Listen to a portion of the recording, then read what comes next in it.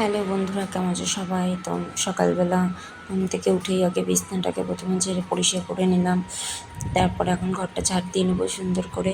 ঘরটা ঝাড় দেওয়া হয়ে গেলে একটু তাড়াতাড়িই করছিলাম, কারণ স্কিপটা অনেকটা বড় হয়ে গেছে, তো স্পিড করে দিয়েছিলাম। তো এখন এই ঘরদোর মুছে মানে ঝাড়ঝুড় দিয়ে মুছবো, মুছে টুছে কমপ্লিট করে। দেখো তোমরা, ঘরদোর ঝাড় দিচ্ছি। আর আজকে যেহেতু বৃহস্পতিবার, আমার হাজব্যান্ডেরও কাজ ছুটি, আজকে ডিউটি। তো এই রান্নাঘরটার ঝাড়ঝুড় দেবো দিয়ে। আমাদের রান্নাঘরটা একদমই মেজো করা নেই, প্লাস্টিকের জন্য খুব অসুবিধা হয় ঝাড় দিতে, বেঁধে বেঁধে যায়, ঝাড়ও দেওয়া যায় না। তো বাইরেটাও সুন্দর করে ঝাড় দিয়ে নিচ্ছি। সুন্দর করে ঝাড় দিয়ে নিয়ে এখন যাব বাইরে। দেখো তোমরা, ঝাড় দিয়ে নিচ্ছি। এখন মেয়ের এই ডাইপারটা ফেলাতে যাবো, মানে সকালে খুলে রেখেছিল, মেয়েকে খাওয়ানো হচ্ছে ওখানে, খুব কান্নাকাটিও করছিল। তো এখন জল নেব, জল নিয়ে ঘরটা মুছবো সুন্দর করে।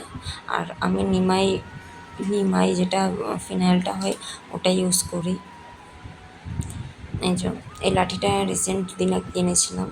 তো এখন সুন্দর করে ঘরটা ঝাড় দেবো। দেখো, পাখার ওপরে যতবার আমি জামা প্যান্টগুলো সরিয়ে রাখবো, ততবার আমার পর কী করবো, এই পাখার ওপরে এসে জামা প্যান্টগুলো ঢেপে দিয়ে রাখবে। আমার কি আর বলবো, আর ভালো লাগে না আমার। তো দেখো, সুন্দর করে পাখা সরিয়ে ঝাড়ঝুড় দিয়ে নিচ্ছিলাম। আর ওখানে গান চালিয়ে রেখেছিলাম, গানটা চলছে, বাট গানটা খুব আওয়াজ হচ্ছে বলে ওটা স্কিপ করে দিয়েছি গানটা এখানটা। তো দেখো, সুন্দর করে ঘর দোর মুছে টুছে কমপ্লিট করে এখন ঠাকুর ঘরটা মুছছি।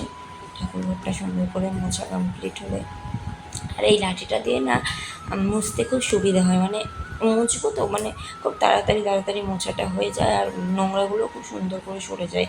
এই লাঠিটা খুব ভালো, মানে আমার কাছে মুছতে ভালো, আর কার কাছে মুছতে ভালো সেটা আমি বলতে পারবো না।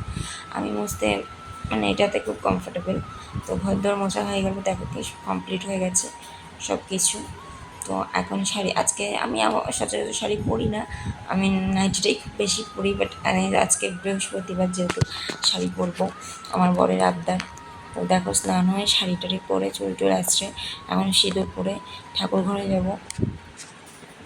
আর আমি গুরুজিদের ইউজ করি, যেহেতু আমার বড় লিকুইড মাঝে মধ্যে পরলেই খুব বকাঝকা করে, তো আমি গুরুজিদেরটাই ইউজ করি।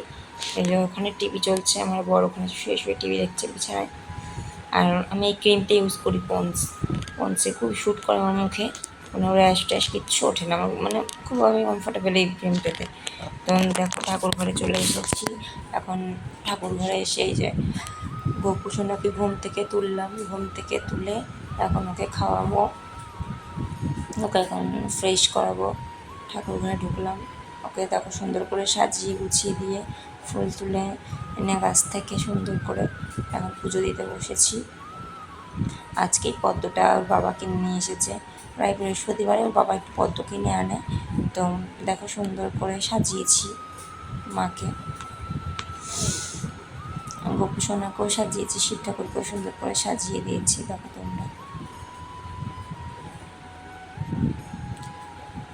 দেখো কি সুন্দর লাগছে ঠাকুরটাকে। আর আমার মেয়েটা ওখানে লেংটু পুঁতে চলে এসেছে, কি বলবো, আর কিছু করতে পারি না, চলে এসে মা মা এরকম করে। আর এই দেখো আমার গোপু সোনা। তো কেমন হয়েছে আজকের ভিডিওটা সবাই